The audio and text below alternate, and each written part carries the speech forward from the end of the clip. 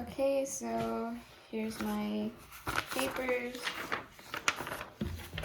my plate. I'm gonna show you my surroundings. Here's the time and date. I had to use it on my computer. I'm sorry, it's backwards. Here's my surrounding. There's nothing on the bed. There's nothing over here. Here's my equipment. And there's the Snellen chart.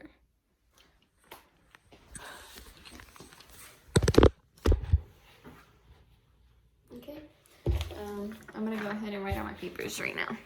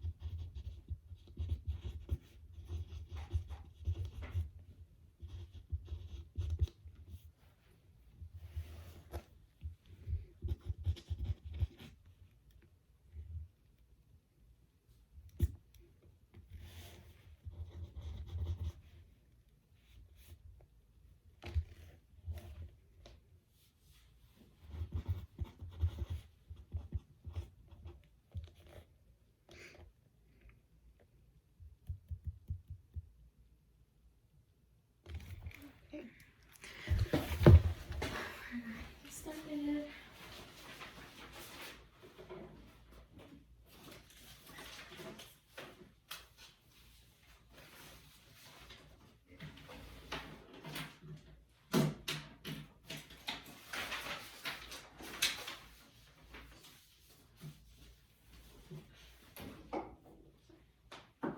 Come in. Hello, my name is Angel Cepeda. I'm going to be your student nurse today. Can I get your full name and date of birth? Armando Farias, January 31st, 2000. Can I go ahead and check that? Okay, thank you. And do you have any allergies? No. Can I check that? Okay. Can you tell me your full name again? Armando Farias. Can you tell me your date of birth? January 31st. Okay, and how old are you? 20. And can you tell me your occupation? Full-time student. And your marital status? Married. Okay. And can you tell me the reason for you being here today? Let's get my knee hurts. Your knee hurts? Okay, can you tell me when this pain started, if it's progressed any, and what you were doing when this pain happened? Yes, I was running a week ago and I fell and it's been the same. Okay, and can you point to exactly where this pain is at? Right here. Okay, and on a scale of 0 to 10 being the worst pain you've ever felt, can you rate your pain for me? 7. And can you tell me what this pain feels like? Is it sharp? Is it dull? It's sharp. Sharp? Is this pain constant, intermittent, or both? It's constant. Okay, and can you tell me some relief measures? I use ibuprofen and I put in ice packs. Okay, and what makes this pain better and what makes it worse? Icing makes it better and walking makes it worse. Okay, and does this pain radiate anywhere else? No. Okay, and can you tell me, does this pain stop you from doing any daily activities? Yes, I cannot run. Okay, and is there any other pain that I should be aware about? No. No? Okay, I'm gonna go ahead and ask you some past medical history. Have you ever had the measles, mumps, or chickenpox? No. Have you ever been diagnosed with hypertension, diabetes, or asthma? No. Have you ever had any surgeries? No. Okay. And are you allergic to any environmental factors, foods, or No. medications? No. Okay. Now I'm gonna ask you some questions about your family history. Has anybody in your family ever been diagnosed with heart disease, hypertension, or cancer? No. Okay. Are your parents still alive? Yes, ma'am. Okay, and can you tell me their age and their health status? My mom is 50, and I would say her health is good, and my dad is 52, and I would say that his health is good as well. Okay. And can you tell me the last grade you completed? Some college? From college. And is your financial status adequate to your lifestyle? Yes. Yes. Okay. And is there any religious practices that I should know about? Beware? Just Catholic. Just Catholic. And can you tell me some self-care routines that you do? I brush my teeth every time I eat. Okay. Can you tell me about a typical day for you? I wake up, I go to my online class, I eat breakfast, and then I shower. Well, I wake up and then I shower. I'm sorry, and then I do my online homework, and then I eat lunch, and then I do online, and then I eat dinner, and I do my homework, and then I go to sleep. Okay. And can you tell me how you sleep at night? Do you sleep throughout the whole night? Do you wake up during the night? And how many hours do you sleep? I sleep throughout the whole night, and I would say like 6 hours. Okay. And do you smoke tobacco, drink alcohol, or do any illicit drugs? I drink alcohol. You drink alcohol? Okay. How many days of the week do you find yourself consuming alcohol? 4. 4? And on a typical drinking day, how many drinks do you consume? Like 6, 8-ounce beers. 6, 8-ounce beers? Okay. I'm going to go ahead and do a cage assessment. Have you ever felt the need to cut down on your drinking? No. Have you ever felt annoyed by your drinking, or has anybody else felt annoyed by your drinking? No. Okay. And do you feel guilt after drinking? Sometimes. And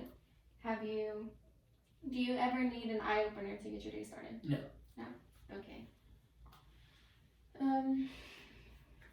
I'm going to go ahead and ask you more questions. These next few questions are personal, and they can be hard to answer. If you feel uncomfortable, just please let me know. In the past 2 weeks, have you ever felt down, hopeless, or depressed? No. In the past 2 weeks, have you lost interest in any activities that you used to find pleasurable? Yes. Okay, and since he said yes, I'm going to go ahead and do a PHQ-9 screening. Have you ever felt that life is not worth living? No. And do you have a plan to hurt yourself? No. If my patient would have stated yes to those, I would have followed my facility's protocols into what to do next to keep my patient safe, since if he would have had suicide ideation. Since domestic violence is common in today's society, I have to ask these few questions.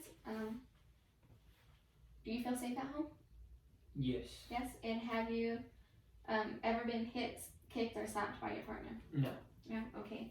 And if he said yes to that, I would perform a danger assessment, and I would have him mark on a calendar which days of the month he was hit and what activities happened. Okay. My patient is sitting erect. His body movement is normal. It's not erratic. He's not moving all over the place. He has good hygiene. He's well groomed. He's dressed appropriate to season. My patient is alert, and his speech is normal. It's not slurred. It's not rapid. It's not slow. I can understand him. Can you tell me your name again? Armando. Can you tell me what time it is? 4. And can you tell me where you're at? Angels Hospital. My patient is oriented to person, time, and place. His recent and remote memory is good, since he can recall events from the past, and since he can recall recent events. And my patient also has a great attention span, since he's able to keep a conversation with me. He's not starting new conversations or talking about new things. And my patient doesn't have any suicide ideation. He's not suicidal. And, yeah.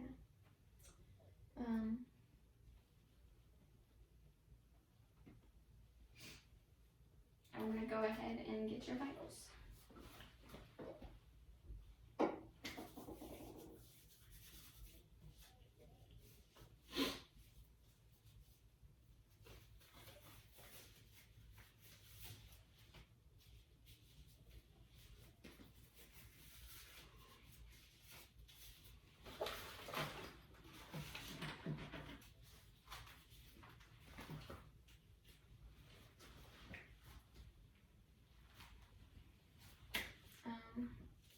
I'm gonna go ahead and start with your pulse.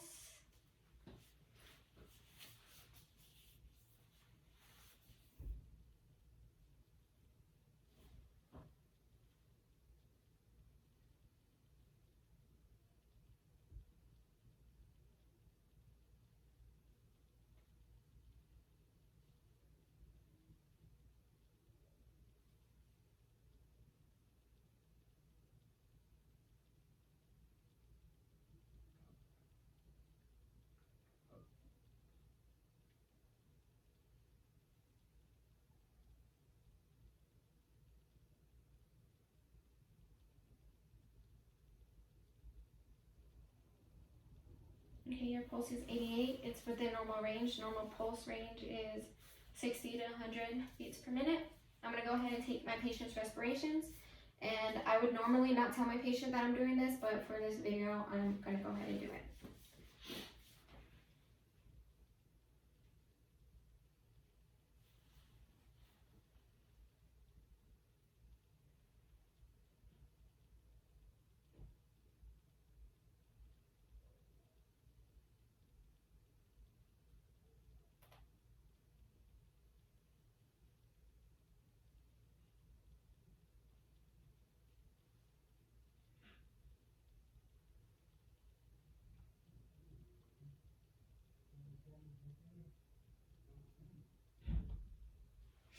Okay, so his respirations is 14. It's with the normal limits. The normal range is 12 to 20 breaths per minute. I'm gonna go ahead and get his pulse ox, but I don't have a pulse oximeter, so I'm gonna use my fingers. I would first make sure that my pulse ox is clean and that his finger is clean. I'll clean it with alcohol swab, and I'll make sure that he didn't have no polish on. It hits 98. The normal oxygen saturation is 95 to 100. I'm also going to take my patient's temperature real quick. I don't have a thermometer, so I'm going to use a pencil. I'm going to pull up and back on his pina. It's 98, which is normal. Normal temperature range is 96.8 to 100.4. And I'm going to go ahead and get his blood pressure, but my stethoscope is over there, so I'm going to grab it.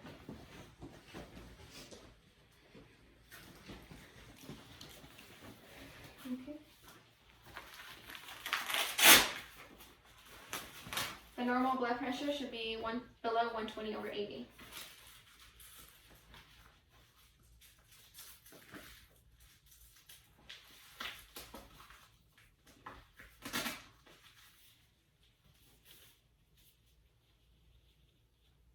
I'm gonna first, can you hold this way for me? I'm gonna first pump it up until I can't feel his radial pulse anymore.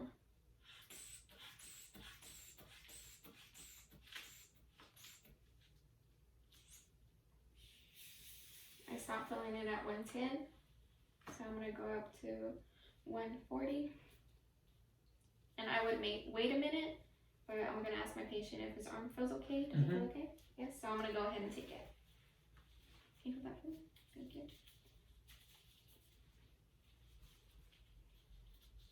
Let me listen for your radial pulse again. Radial. Okay.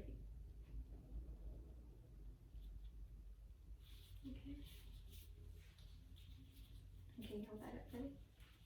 Thank you.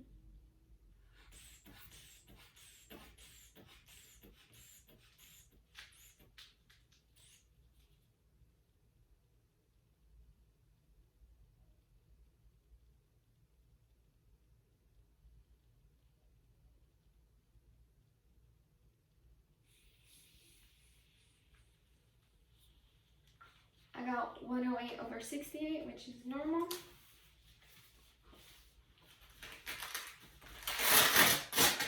If there was a 20-point difference, I would note it to the physician.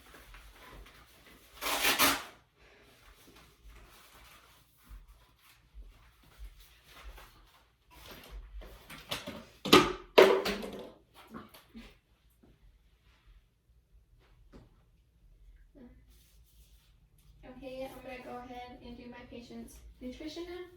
Can you stand up for me? And can you step on the scale? I don't have a scale, so I'm just pretending. Okay, you can go ahead and step off. He weighs 170.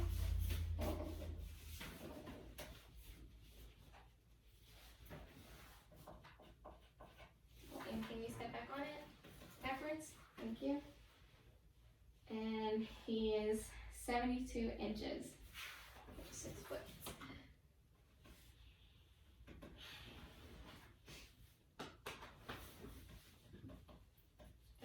I'm going to go ahead and get your waist circumference real quick. I'm doing it at the smallest point of his waist, which is 33 inches.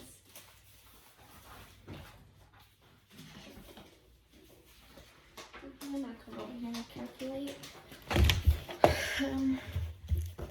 That's what I got with his weight and height, and my calculator's cleared, so I'm gonna go ahead and calculate that now.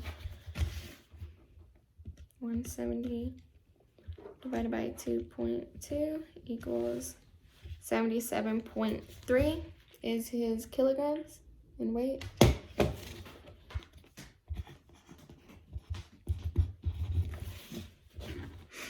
And now I'm gonna go ahead and find his BMI by doing 170 divided by 72 to the second times 703.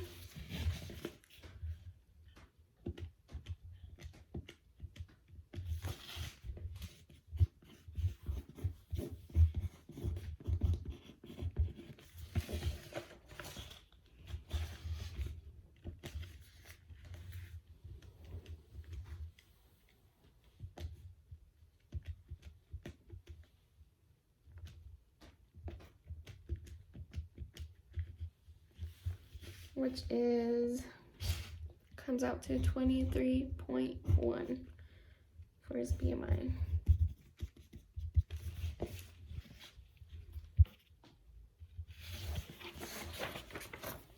And there's my math.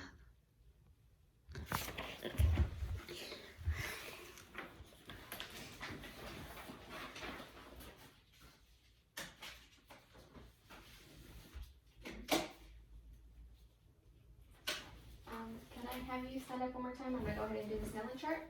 I would walk 20 feet, but my room's not 20 feet, so I'm gonna have my patient stand right there. Can I have you cover your right eye? And can you read the smallest line you can read? LEFOGPCT. Okay, and can you cover your left eye? And can you read the smallest line you can read? LEFOGPCT. Okay, great. And can you read it with both eyes uncovered? LEFOGPCT. Okay, you can sit down for me. I would note if his vision's 20/20 in both eyes. If it was worse than 20/30, I would refer him to an eye doctor. I would note if he was leaning forward, if he was squinting, if he was hesitant, if there was any hesitancy, or if he missed any letters, which he did not. Okay. And now I'm going to change my glass because I'm going to start my physical assessment. And if you have any questions, please let me know.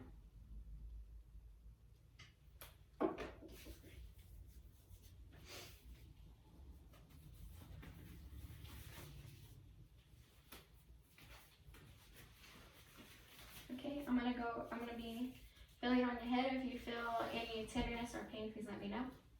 Okay, so I'm checking for any protrusions, depressions, or lumps, which I do not feel. His head is normal cephalic. His hair is soft to touch and it's normally distributed. His ears are equally bilateral, and and there's no redness or discolorations of them. It's not swollen. I don't see any cerumen in either ear, and if there was, I would note its color and amount. The external meatus in both ears is normal size. Tell me if you feel any tenderness or pain when I do this. No. I was pushing on his tragus and pulling up on his pinna. I'm doing it also on the other side. Any pain or tenderness? No. And do you feel any pain or tenderness? I just palpated his mastoid process. Okay. I'm gonna go ahead and do a hearing test. So if you can stand up one more time for me and close your eyes, I'm gonna have you lift your hand on whichever side you hear me rub my finger. Okay, great.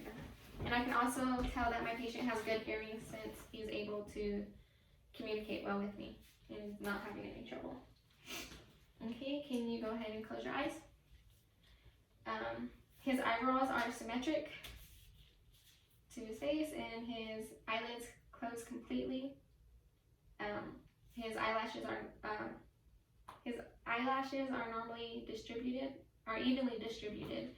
There's no redness around the eyelashes. Can you open them for me? There's no redness around the conjunctiva. Can you look up? His sclera is white and his conjunctiva is pink. Neither of them have lesions on it, and they're normal color. His eyes aren't sunken in, which is exophthalmos, and they're not, which is endophthalmos, and they're not protruding out, which is exophthalmos. And I'm gonna go ahead and check for perla, which is pupils are equally round and responsive to light and accommodation. But first I'm gonna go ahead and check my patient's pupil size. Okay, they're 4 in both eyes, which is good. And I'm gonna have you look at that over there, and I'm gonna see if his pupils constrict. Okay, good. And then right here. Okay, good. Can you smile for me? Okay. His nasal labial folds are symmetric, and there's no drooping in his face. His lips are moist and normal color. Can you say off? His tongue is pink, which is normal color, and there's saliva presence on it. His buccal mucosa is also pink, and there's saliva on it. There's no lesions.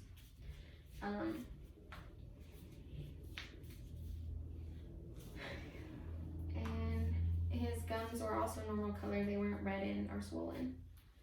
Okay, his neck is erect and it's midline, which is good.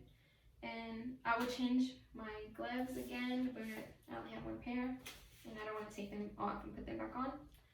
I'm gonna go ahead and check his capillary refill, which is a 2 on this side, which is good because it should be 2 or below, 2 or less.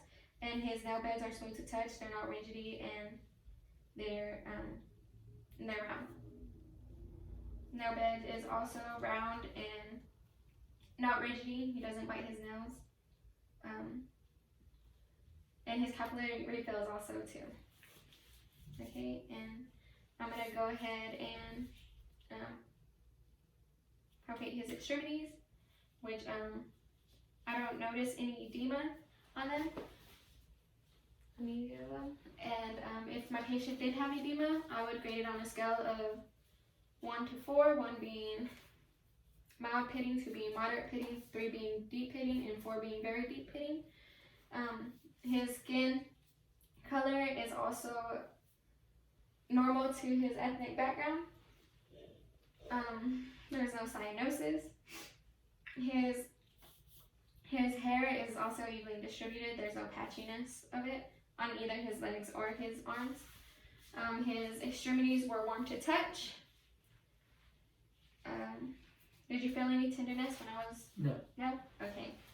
Good. And I don't notice any or he has moles on this arm, but he don't have any anywhere else. I would know any wounds or lesions, which I do not see, but I'm going to go ahead and ask him, do you have any wounds or lesions in the extremities? No? Okay, if my patient had a wound, I would locate its size, its location, and exudate, which is odor and color. If my patient had a lesion, I would note its asymmetry, its borderline, its color variation, its diameter if it's greater than 6 mm, and if it's elevated.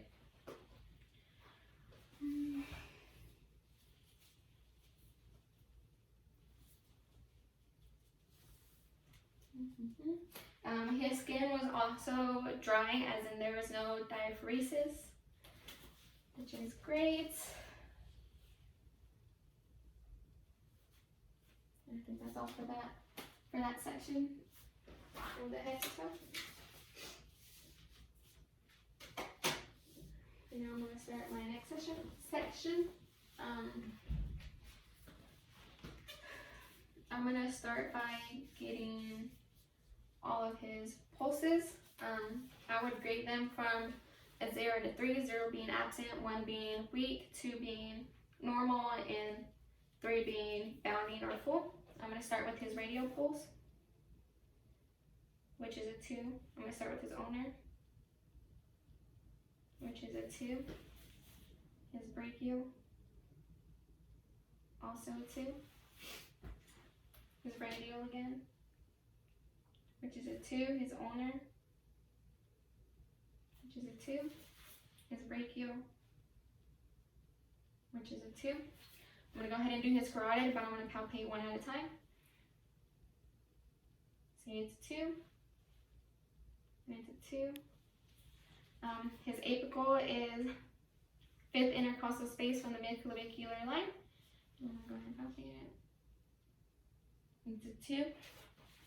And then his femoral, but I'm not going to palpate that on my patient. I'm going to go ahead and get his popliteal.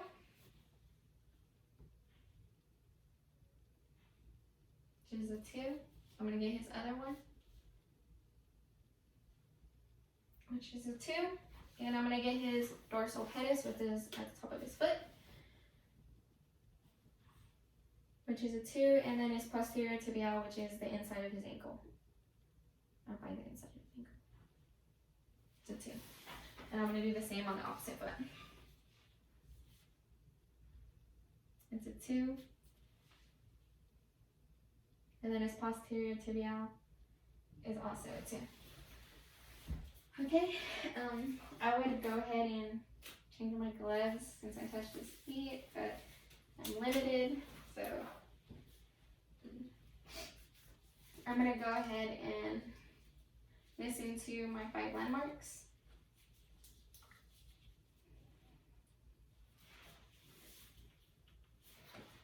Okay, it goes aortic, pulmonic, herbs, tricuspid, and mitral.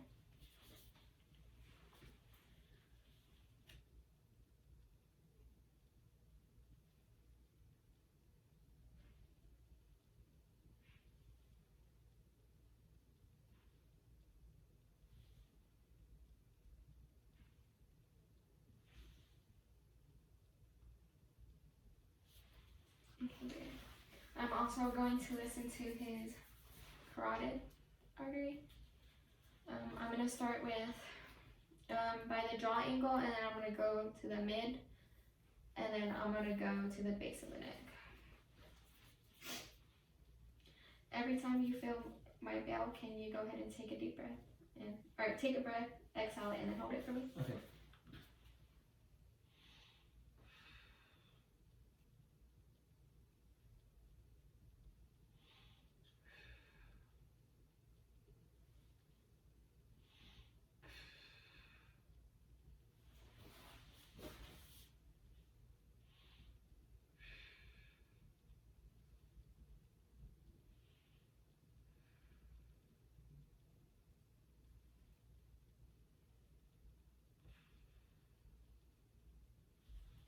Okay, great. I was checking for any brewing, which I didn't hear.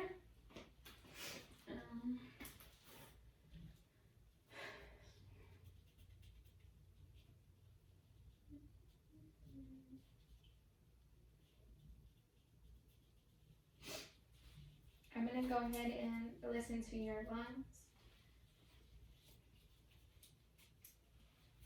I'm gonna start from the right side.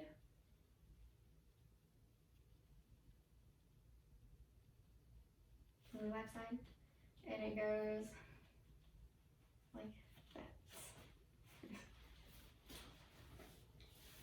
Every time you go my stethoscope, you need to take a deep breath for me.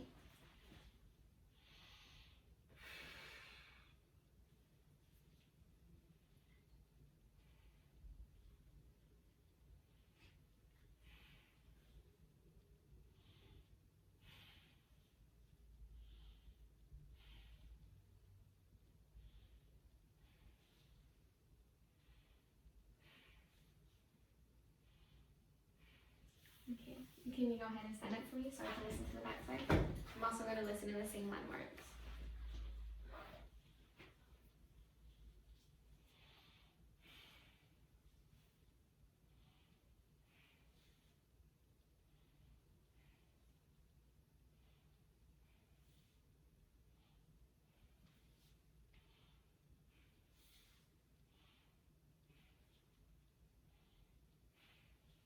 Okay, and now I'm going to go ahead. I was listening for any abnormalities, which would be like stridor, wheezing, or crackles, which I did not hear.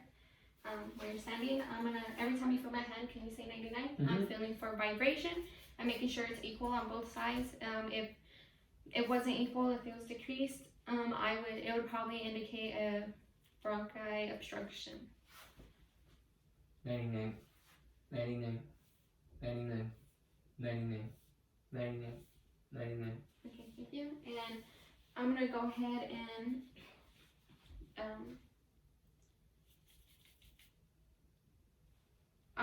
and make sure there's no tenderness in his flank area, which is his kidneys. I'm gonna place my hand here and I'm gonna slightly hit it. Did you feel any pain or tenderness? Any pain or tenderness? No. No. Okay. You can sit back down.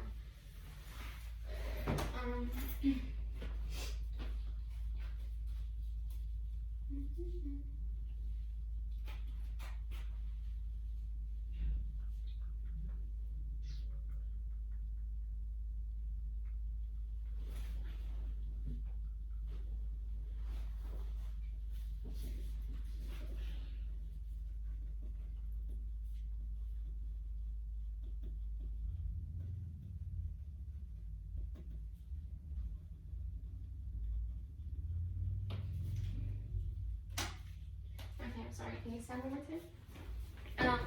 I'm gonna make sure his I'm gonna check to see if his chest expands evenly, his lungs. So I'm gonna place my hands like that, and they should separate. Can you go ahead and take a deep breath for me? Okay, great. Okay, and can you stay standing? I'm checking his chest size, which is normal. It's a ratio of 1 to 2. If it was a 2 to 2, it would indicate a barrel chest. If his sternum was protruding in, it would be pectoris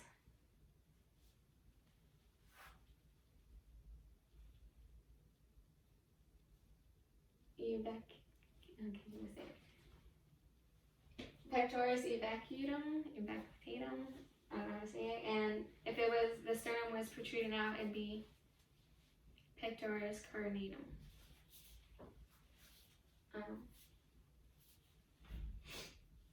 Okay, I'm gonna go ahead and have you do range of motions. Active range of motion is my patient doing it for himself, and passive range of motion is me doing it for him.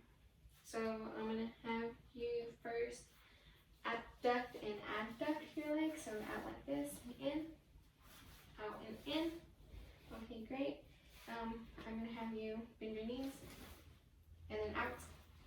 Sorry, and then like put them out. Thank you.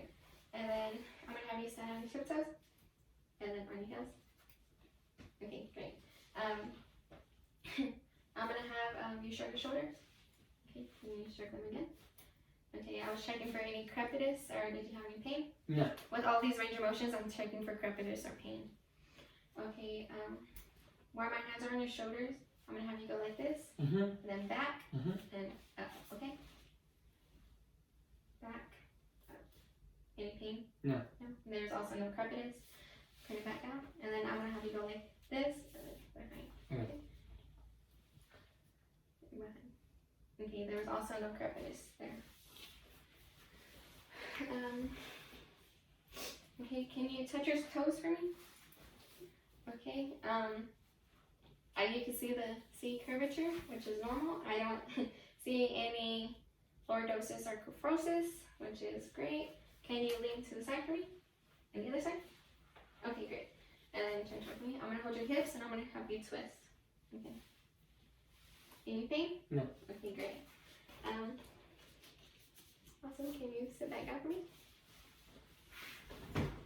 Okay, I'm gonna start with your jaw. Can you open it all the way for me?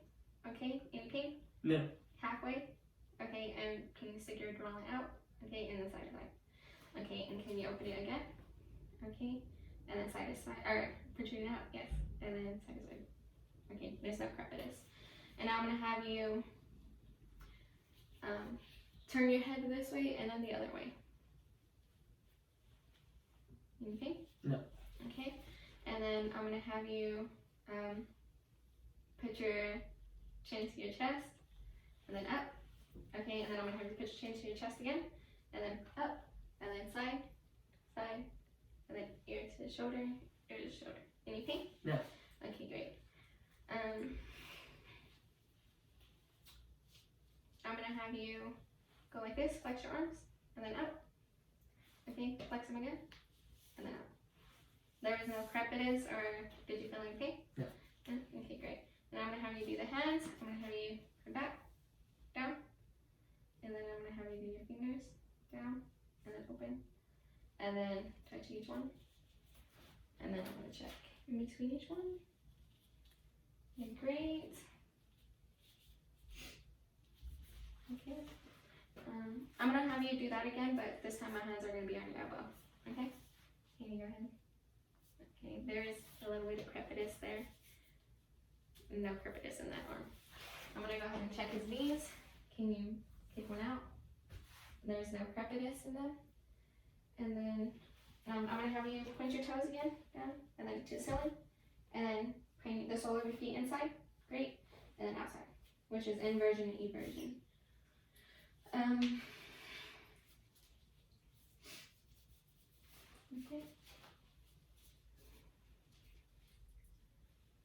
When was the last time, or I would, for elimination, I would observe my patient's stool, but since that is not gonna happen here, I'll just ask my patient the characteristics of his last bowel movement, when it happened, and the time, and the characteristics such as the consistency, the amount,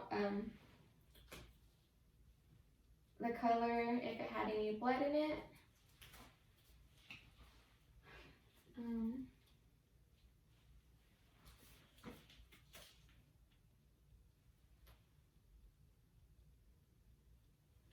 then I'm going to have my patient lie down.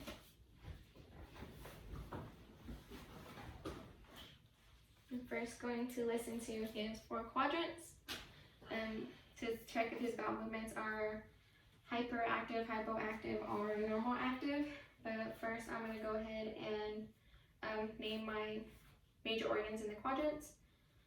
In the right upper quadrant, it's your liver. Left upper quadrant is the spleen. Right lower quadrant is the appendix. Left lower quadrant is your sigmoid colon, and midline is your bladder. I'm going to start with the right lower quadrant.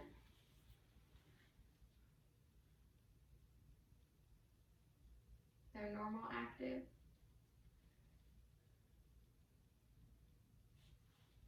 This is normal active.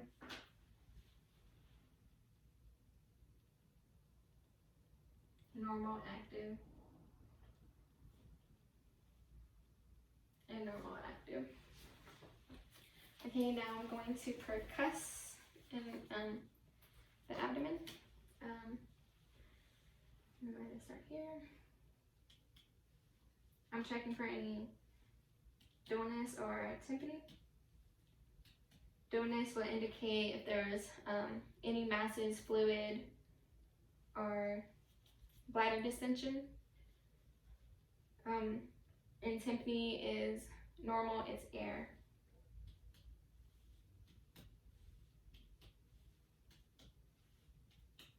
Okay, great. I'm also going to palpate the abdomen to see if my patient has any tenderness. Which you let me know if you feel any tenderness or pain. Any tenderness or pain? No. Okay. Okay, great. I'm also going to. I would lift his shirt to look at his abdomen to see if there is any discoloration. My patient's abdomen shape is flat. It could be scaphoid or protuberant, which it's not indicated in here. I would note any venous pattern. I would note any striae, which I would note its color and size, which I do not see. I will shine the light over here while doing this, and I don't see any of that. His stomach is not distended out. I'm gonna go ahead and check for CDs. I'm gonna percuss from his umbilicus to the side. I'm gonna check for any fluid, which there's no indications. Now, you can turn to the side for me. I'm gonna also start from the side and go down. Which it's not indicated. Okay, leave that for me. I'm gonna go ahead and osculate the major arteries, which will be his aorta, his renal, his iliac, and his femoral.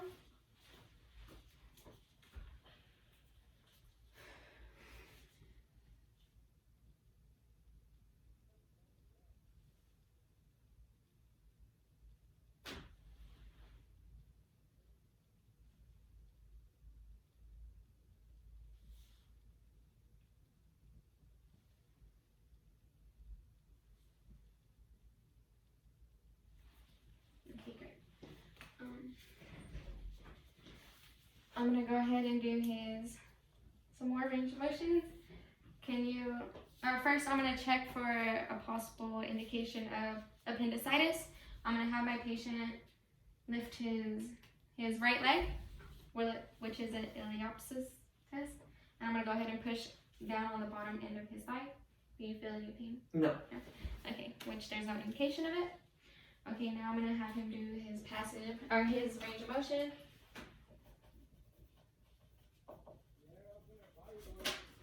Okay, can you lift this leg for me? Up. Okay, down. Up. Okay, down. Is there any pain? No. I didn't hear any crepitus. Can you bend your knee? Okay, and then out, and then in. Any pain? No. Okay. Bend your knee, in, and then out. Any pain? No. No? Okay. And I'm gonna have my patient do like he's pressing on the pedal. Okay, good. Any pain? And then pain? No. No? Which is good.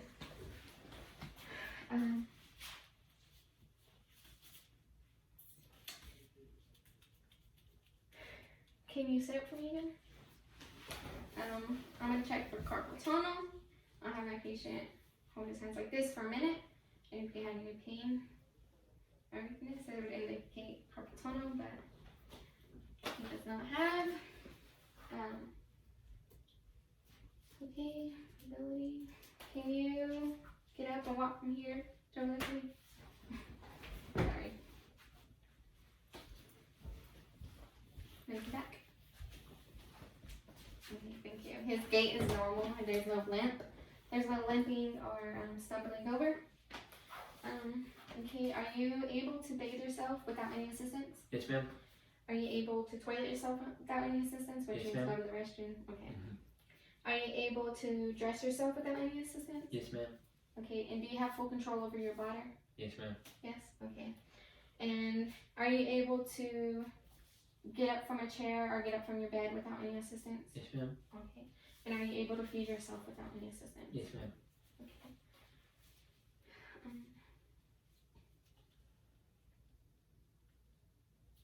Okay, and now I'm gonna do my neural part. I don't have any cotton swabs, so I'm gonna use a tissue. I'm gonna have my patient close his eyes and he's gonna tell me when he can feel my tissue on his face. Can you close your eyes? No, oh, I'm sorry. Go ahead. No. No. No. No. No. Okay, good. Okay, and now I'm gonna check my patient's smelling sensation. I'm gonna have my patient smell an alcohol swab. I wouldn't tell them what they're smelling, but he's very close and he can hear me. Okay, close one nostril for me. And what do you smell? Alcohol. And what do you smell? Alcohol. Okay, thank you. I don't know if I stated this, but my patient is able to, I can tell that my patient has good hearing because he's able to keep a conversation with me. But, yeah. Can you go ahead and puff your cheeks for me? And out. Okay, thank you. And I'm going to check my patient's gag reflex, but since I don't have a tongue depressor, I'm going to act like I'm testing it with my pencil. Okay, great. And can you swallow for me? Okay, he can swallow, but I can obviously tell he can swallow because he is able to communicate with me. He's able to talk. And can you cough for me? Okay, great. So now I'm gonna go ahead and do my glaucoma scale.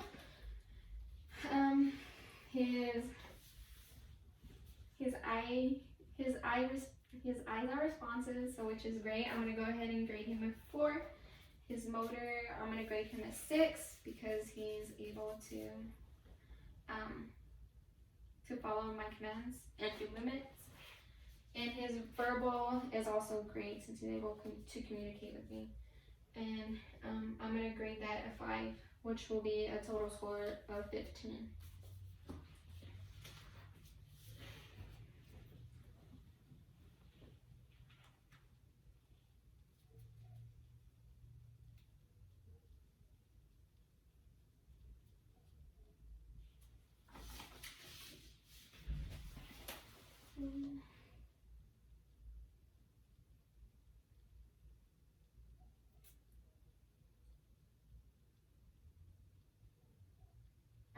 I would also check for jugular vein distension.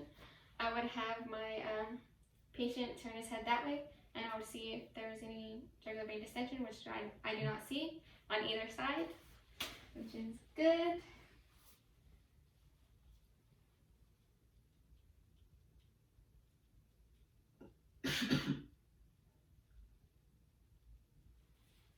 And I think that is all.